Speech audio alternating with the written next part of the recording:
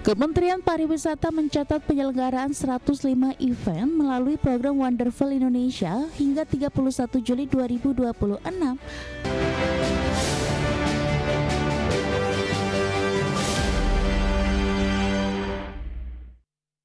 Kementerian Pariwisata mencatat penyelenggaraan 105 event melalui program Wonderful Indonesia hingga 31 Juli 2026 telah menarik lebih dari 6,47 juta pengunjung. Gelaran ratusan event tersebut mampu menghasilkan kontribusi terhadap produk domestik bruto mencapai 1 triliun rupiah. Kementerian Pariwisata mencatat penyelenggaraan 105 event melalui program Wonderful Indonesia hingga 31 Juli 2026 telah menarik lebih dari 6,47 juta pengunjung sehingga mampu memberikan dampak terhadap aktivitas ekonomi melalui berbagai transaksi mulai dari pembelian tiket, akomodasi, kuliner, hingga aktivitas produksi yang melibatkan pelaku industri. Menteri Pariwisata Widianti Putri Wardana menyampaikan bahwa penyelenggaraan 105 event berhasil menghasilkan kontribusi terhadap produk domestik bruto yang mencapai 1 triliun rupiah. Dampak ekonomi tersebut juga tercermin dari keterlibatan pelaku usaha dan tenaga kerja lewat rangkaian event yang melibatkan lebih dari 11.000 usaha mikro, kecil dan menengah, serta lebih dari 184.000 pekerja seni dan komunitas. Event seperti ini merupakan demand generator yang mengaktifkan rantai aktivitas ekonomi, utama melalui munculnya transaksi ekonomi yang seperti pembelian tiket, sewa fasilitas, hotel, konsumsi kuliner, serta aktivitas produksi oleh vendor dan pelaku industri. Selain itu, event juga memberikan kontribusi dalam penciptaan lapangan kerja. Event Bank Indonesia merupakan salah satu program unggulan Kementerian Pariwisata dari 1 Januari hingga 31 Juli 2026. Kementerian Pariwisata telah mendukung 105 events dan hasilnya menunjukkan dampak ekonomi yang signifikan, lebih dari 6,47 juta pengunjung. Widianti menilai capaian tersebut menunjukkan besarnya potensi sektor event dalam menggerakkan aktivitas ekonomi meski masing-masing kegiatan hanya berlangsung selama beberapa hari. Untuk itu pihak Kemenpar akan terus mendorong penyelenggaraan event sebagai salah satu instrumen pengembangan pariwisata dan penggerak ekonomi daerah. Dari Jakarta, Selena Yahya, Yudi Richard, IDX Channel. Kementerian Haji dan Umroh mengusulkan agar biaya penyelenggaraan ibadah haji pada tahun 2027 naik menjadi Rp107.340.172. Jemaah haji akan membayar biaya perjalanan ibadah haji sebesar Rp42.936.000, sedangkan sisanya akan dibayarkan dari nilai manfaat yang dikelola Badan Penyelenggara Keuangan Haji. Kementerian Haji dan Umroh mengusulkan agar biaya penyelenggaraan ibadah haji pada tahun 2027 naik menjadi Rp107.340.172. Nantinya jemaah haji akan membayar biaya perjalanan ibadah haji sebesar Rp42.936.068 dan sisanya dibayarkan dari nilai manfaat yang dikelola BPKH. Menteri Haji dan Umroh Irfan Yusuf menyampaikan uang yang dibayarkan jemaah adalah untuk penerbangan dari embarkasi ke Arab Saudi dan akomodasi selama di Mekah. Sedangkan sisa 60% yang dibayarkan nilai manfaat terdiri dari komponen pelayanan akomodasi, pelayanan konsumsi, pelayanan transportasi, pelayanan di Arafah, Musdalifah, dan Mina.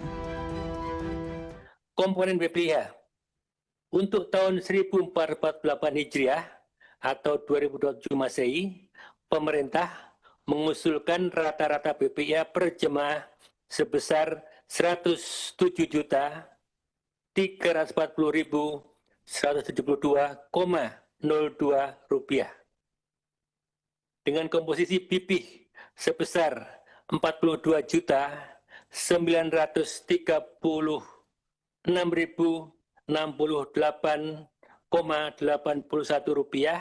atau sebesar 40% dan nilai manfaat sebesar Rp64.404.103,82 Rp21 atau sebesar 60%. Irfan menjelaskan BPIH yang diusulkan pemerintah naik karena pemerintah Arab Saudi menghapus layanan di tingkat D. Ia menyebutkan jemaah haji akan naik kelas ke layanan C yang lebih nyaman, sehingga harganya juga mengalami penyesuaian. Selain peningkatan layanan, situasi ekonomi global juga berpengaruh terhadap perubahan biaya haji. Tim Liputan IDX Channel. Kembali bersama kami dalam IDX First Session Closing, pemirsa Direktur Utama PT Humpus Maritim Internasional Tbk Igusti Ngurah Askara Danadiputra mengajukan pengunduran diri dari jabatannya. Langkah pengunduran diri pucuk pimpinan emiten pelayaran berkode HUMI ini direspon dengan pelemahan tipis harga saham perseroan. PT Humpus Maritim Internasional Tbk menyampaikan keterbukaan informasi mengenai perubahan pada jajaran pengurus perseroan. Sekretaris Perusahaan HUMI Arya Mahardika Pradana membenarkan pengunduran diri Igusti Ngurah Askara Danadiputra dari posisi Direktur Utama. Surat pengunduran diri tersebut telah diterima oleh manajemen perseroan sejak 14 Agustus 2026 lalu. Manajemen menjelaskan bahwa Askara belum secara resmi meninggalkan posisinya sebagai Direktur Utama sebelum mengantongi keputusan RUPSLB. Pengunduran diri tersebut baru akan efektif secara hukum setelah mendapatkan pengesahan dalam rapat umum pemegang saham luar biasa mendatang.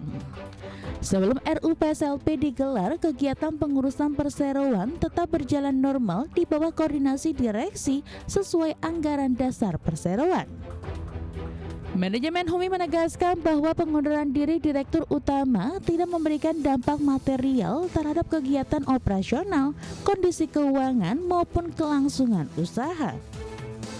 Di pasar modal, harga saham HUMI terkoreksi tipis 1,3% ke level Rp152 per lembar pada perdagangan Kamis 20 Agustus 2026. Meski terkoreksi harian, pergerakan saham HUMI secara akumulatif masih mencatatkan penguatan 16,03% dalam sebulan terakhir. Berbagi sumber, IDX Channel.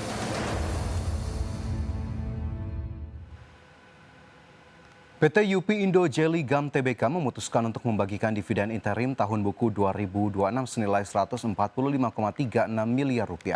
Aksi korporasi ini setara dengan rasio 45% dari capaian laba bersih di semester pertama. PT UP Indo Jelly Gum Tbk resmi mengumumkan rencana pembagian dividen interim kepada para pemegang sahamnya. Berdasarkan keterbukaan informasi Bursa Efek Indonesia, emiten berkode saham UP ini mengalokasikan dana mencapai Rp145,36 miliar. Direktur Keuangan UP Rusman Apandi menjelaskan bahwa besaran dividen tersebut mencerminkan rasio 45% dari perolehan laba bersih semester 1 2026 yang tercatat sebesar Rp322,4 miliar.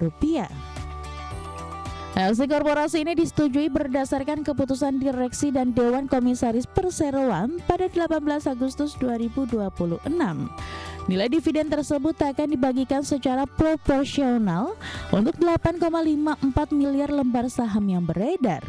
Dengan demikian, setiap pemegang saham akan menerima alokasi dividen sebesar Rp17 per lembar saham atau mencerminkan yield sekitar 1,3% pada tingkat harga pasar Rp1.305. Adapun kondisi keuangan perseroan dinilai sangat solid dengan saldo laba ditahan yang tidak dibatasi penggunaannya mencapai Rp606,7 miliar per Juni 2026. Berdasarkan jadwal keterbukaan tanggal dividen di pasar reguler dan negosiasi ditetapkan pada 31 Agustus 2026. Manajemen memastikan seluruh dana dividen interim akan ditransfer secara langsung kepada rekening investor yang berhak pada 10 September 2026 mendatang. Berbagi sumber, IDX.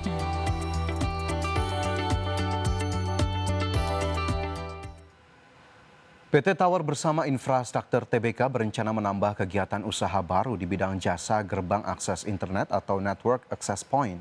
Aksi ekspansi ini memanfaatkan efisiensi jaringan serat optik sepanjang 60.000 km.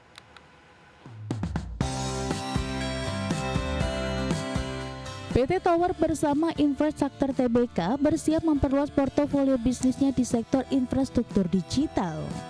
Emiten dengan kode saham TBIG ini menyampaikan rencana penambahan kegiatan usaha Network Access Point atau NAP penambahan KBLI nomor 61107 ini dilakukan dengan mengoptimalkan sumber daya serta kapasitas entitas anak yang telah matang di bidang telekomunikasi.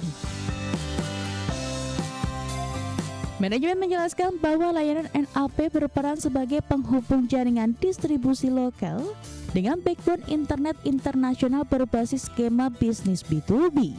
Pengembangan bisnis ini dirancang sebagai platform penyedia wholesale IP transit yang menyasar target pasar ISP Tier 2 hingga Tier 3 serta korporasi. Langkah ini tidak memerlukan modal investasi besar karena memanfaatkan sinergi jaringan serat optik sepanjang 60.000 km, data center, serta menara milik perseroan. Untuk mendukung operasional NAP, perseroan akan membentuk unit khusus di bawah Direktorat Pengembangan dan Implementasi dengan tim teknis bersiap 24 jam. Sebelum resmi mengeksekusi kegiatan usaha baru tersebut, perseroan wajib mengantongi persetujuan pemegang saham. Agenda persetujuan tersebut dijadwalkan akan diputuskan dalam rapat umum pemegang saham